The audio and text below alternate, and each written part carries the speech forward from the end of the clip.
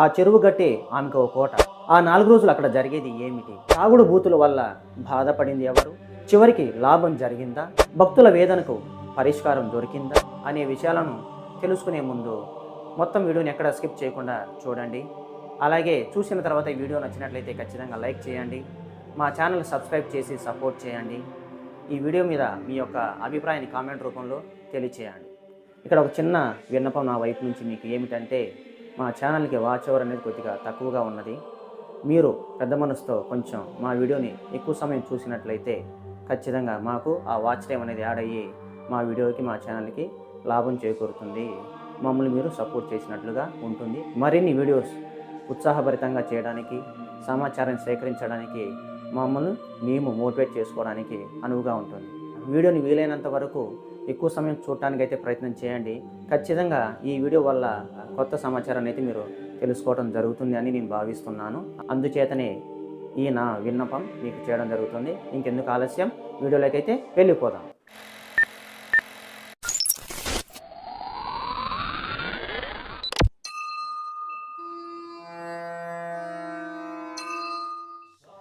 అందమైన వనాల మధ్య చెరువు గట్టునే కోటగా చేసుకొని ఓడమానం మోదిట్లో కొలువైన చల్లని తల్లి.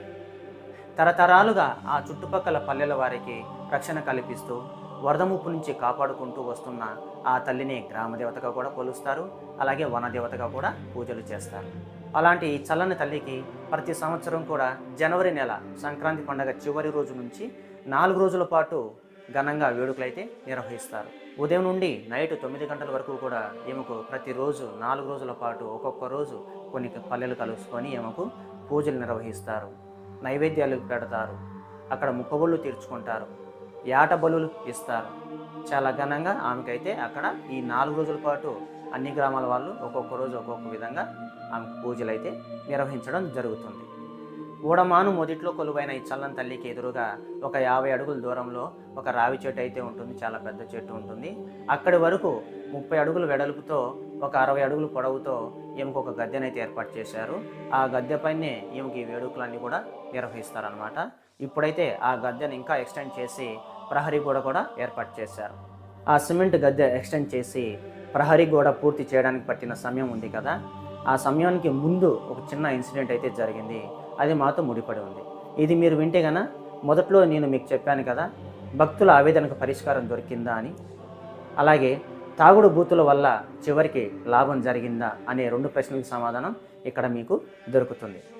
అది ఏమిటంటే, నేను మా అమ్మ ఒకరోజు పని మీద బయటికి వెళ్ళాం. బయటికి వెళ్ళి వస్తూ సాయంత్రం 5:30 ఆ సమయంలో మేము ఈ అమ్మవారి దగ్గరికి వెళ్ళి అమ్మవారికి ప్రదక్షిణ చేసి మనసులో అనుకున్నది చెప్పుకొని అక్కడ ఒక 5 నిమిషాలు కూర్చున్నాం. అలా కూర్చున్న వెంటనే ఒక 6-7 మంది స్నేహితులు వచ్చారు. సాఫ్ట్వేర్ ఉద్యోగాలు చేస్తున్నారు అనుకుంటాను. అందరూ వచ్చారు. వస్తూ కవర్ల పొట్లాలు తెచ్చుకున్నారు. కూర్చున్నారు. ప్రశాంతంగా గద్దె మీద కూర్చున్నారు. అమ్మకు కొంచెం పైవైపు కూర్చున్నారు. కూర్చొని ఇంకా ఒకటేమైనా భూత పురాణం తిట్టుకుంటా మాట్లాడుకుంటా, బావ అంట, అల్లుడు అంట, అట రికమెండేషన్ల గురించి మాట్లాడుకుంటా, వాళ్ళ జాబ్ పర్పస్ మీద మాట్లాడుకుంటా, మిగతా విషయాల మీద మాట్లాడుకుంటా, ఒకటేమైనా వాళ్ళ సంభాషణ మొత్తం కూడా బూతులతో నిండిపోయింది. అంటే ఆ సమయం అలా ఉంది. ఎందుకంటే వాళ్ళు వచ్చిందే రిలాక్స్గా పార్టీ చేసుకునే విధంగా వచ్చి కూర్చున్నారు కాబట్టి ఇంకా బ్యాచులర్గా మాట్లాడుకుంటూ ఉన్నప్పుడు ఎలా ఉంటుందో మీకు తెలుసు కదా. ఆ సంభాషణలతో వాళ్ళు బూత్ పదజాలతో మాట్లాడుకుంటూ ఉన్నారు.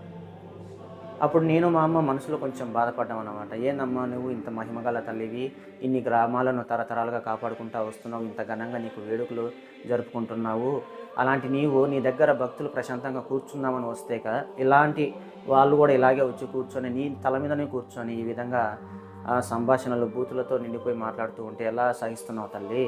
ఇలాగైతే నీ దగ్గరకు వచ్చిన భక్తులు ఎలా ప్రశాంతంగా కూర్చోగలుగుతారు, ప్రశాంతంగా నిన్ను స్మరించుకోగలుగుతారు?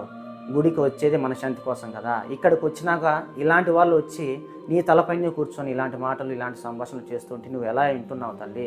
నువ్వు వినగలుగుతావేమో కానీ నీ దగ్గరకు వచ్చిన భక్తులు అయితే వచ్చిన వెంటనే పారిపోతారు తప్ప నీ దగ్గర ప్రశాంతంగా కూర్చొని వాళ్ళ మనస్ఫూర్తిగా నీ దగ్గర ఉన్నామనే భావన పొందలేరు. దయచేసి ఇలాంటివి జరగకుండా చూసుకోమ్మా అని చెప్పి మేము బాధపడి వెంటనే మేము కూడా బయలుదేరి వచ్చేసామన్నమాట.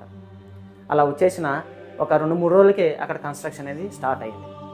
ఇక్కడ నేను చెప్పదలుచుకున్నది ఏమిటంటే, నేను మా అమ్మ అక్కడికి వెళ్ళి ఆ సమయంలో జరిగిన సంఘటనను బట్టి అక్కడ మేము ఈ విధంగా ఆవేదన వ్యక్తం చేయడం వల్లే ఆ ప్రహరీ గోడ నిర్మాణం మొదలైందని చెప్పడం నా ఉద్దేశం. మాలాంటి భక్తులు అక్కడ ఎన్నిసార్లు అలాంటి సంఘటనలను ఎదుర్కొన్నారో, ఎంతమంది ఎన్ని రకాలుగా తల్లిని వేడుకున్నారో, వారి అందరి కోరిక మాతో కలుపుకొని ఆ ప్రహరీ గోడ నిర్మాణానికి దోహదపడిందని చెప్పడమే నా ఉద్దేశం.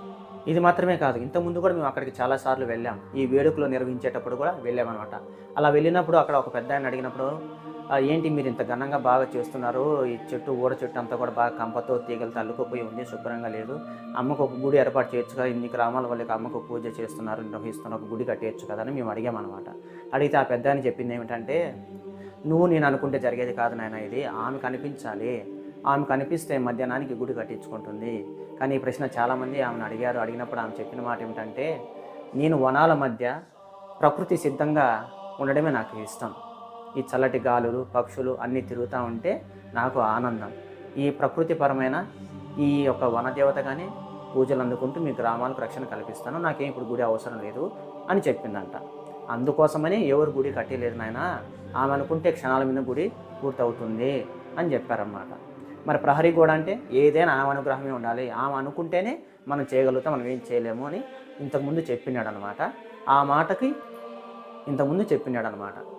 అంటే అప్పటి వరకు ఏదైతే ఈ ఇన్సిడెంట్ మాతో ముడిపడి ఈ ఇన్సిడెంట్ అయితే జరిగిందో అప్పటి వరకు ఆ తల్లి ఏమనుకొని ఉందంటే, ప్రశాంతమైన వాతావరణం వనాల మధ్యన ఈ గద్దెతోనే మనం ఇలా ప్రశాంతంగా ఉందాము, భక్తులకి వరం ఇద్దాము, దర్శనం ఇద్దామని ఆ తల్లి అనుకొని ఉండింది. ఎప్పుడైతే ఈ సంఘటన జరిగిందో మేము ఆవేదన వ్యక్తం చేశాము.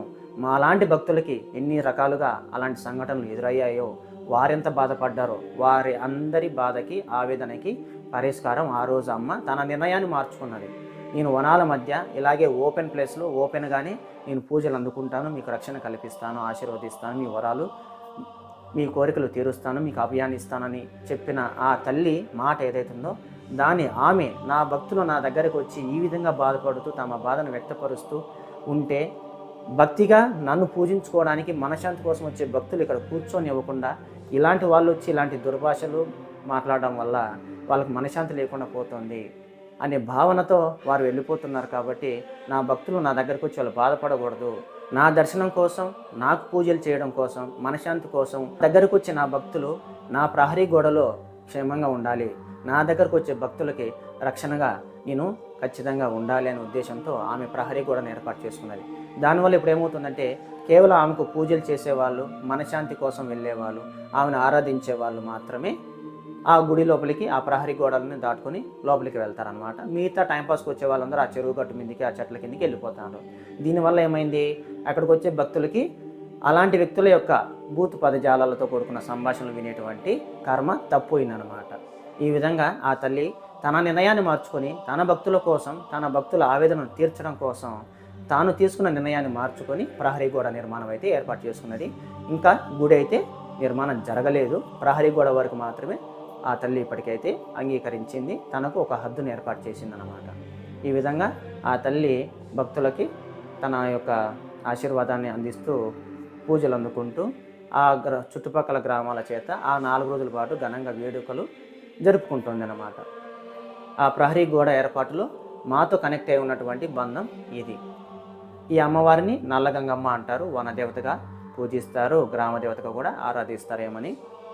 ఈమె ఎక్కడ ఉంది అంటే, తిరుపతి నుండి శ్రీనివాస మంగాపురం వస్తారు కదా స్వామివారిని దర్శించుకోవడానికి. ఆ శ్రీనివాస మంగాపురం రావడానికి కొద్ది దూరం ముందే మీకు ఎడమవైపు భారత్ పెట్రోల్ బంక్ ఉంటుంది, దానికి ఆపోజిట్లో ఉత్తరం వైపు మీకు మట్టి రోడ్డు ఉంటుంది. మీకు ఇంకా గుర్తు తెలియాలంటే ఆ మట్టి రోడ్డు పక్కనే పెద్ద టేక్ చెట్లు కూడా ఉంటాయి. అక్కడ దిగి మీరు చక్కగా బై వాక్ 1 కిలోమీటర్ ఉంటుంది, అమ్మ దగ్గరికి వచ్చేయచ్చు. లేదంటే శ్రీనివాస మంగాపురం దిగి అక్కడ స్వామివారిని దర్శించుకొని అక్కడ ఆటో ఎక్కి మేము కొప్పర్తి నల్లగంగమ్మ గుడి దగ్గరికి వెళ్ళాలంటే వాళ్ళే తీసుకొచ్చి మిమ్మల్ని దింపేస్తారు. 2 దారులు ఉంటాయన్నమాట, తీసుకొచ్చి మిమ్మల్ని దింపేస్తారు, ఇబ్బంది ఏం లేదు. అలా ఆమెను మీరు దర్శించుకోవచ్చు. చాలా మహిమగల తల్లి ఆ తల్లి. నల్లగంగమ్మ అంటే చాలా మహిమగల తల్లి. చాలామందికి చాలా రకాల కోరికలు అక్కడ నెరవేర్చబడ్డాయి ఆ తల్లి దగ్గర. చాలా మహిమగల తల్లి. ఖచ్చితంగా వెళ్ళడానికి అయితే ప్రయత్నం చేయండి. ఈ తల్లి కొలువై ఉన్న చెరువు కట్ట ఉంది కదా, ఆ కట్ట ఎక్కారంటే మీకు చెరువు లోపల మీకు ఒక ప్రహరీ గోడ కనపడుతుంది. బహుశా అది జూ పార్కు సంబంధించిన ప్రహరీ గోడ అనుకుంటాను, నేను అయితే అదే అనుకుంటున్నాను. ఎందుకంటే కొండపైన పడిన వాటర్ మొత్తం కూడా ఈ చెరువులోకే వస్తుంది. ఆ కొండల్లోనే ఆ కొండలకు జాయింట్ అయి ఉన్నదే కాబట్టి జూ పార్కు అడవి మొత్తం కూడా అది ప్రహరీ కూడా ఆ జూ పార్క్ సంబంధించింది అనుకుంటాను. అది మీరు ఆ కట్ట ఎక్కినారంటే మీకు కనబడుతుంది. ఇది మొత్తానికైతే వనాల మధ్య పూజలు అందుకుంటున్న వనదేవత, చుట్టుపక్కల పల్లెలన్నింటినీ కంటికి రెప్పలా కాపాడుకుంటూ వస్తున్న గ్రామదేవత, వెంకటేశ్వర స్వామి సన్నిధిలో కొలువై ఉన్న చల్లని తల్లి, నల్లగంగమ్మ గుడి యొక్క విశేషాలు విన్నారు కదా. ఖచ్చితంగా మీరైతే కొత్త విషయాన్ని తెలుసుకొని ఉన్నట్లయితే ఖచ్చితంగా ఈ వీడియోని అయితే లైక్ చేయండి, అలాగే సబ్స్క్రైబ్ చేసి మమ్మల్ని సపోర్ట్ చేయండి. అలాగే ఈ వీడియో చూసిన తర్వాత ఈ వీడియో పైన మీ యొక్క అభిప్రాయాన్ని, ఆ తల్లి యొక్క మహిమ విన్న తర్వాత ఆమెపై మీకు కలిగిన భావనను కామెంట్ రూపంలో తెలియచేయండి. Thank you so much for watching this video. జై హింద్.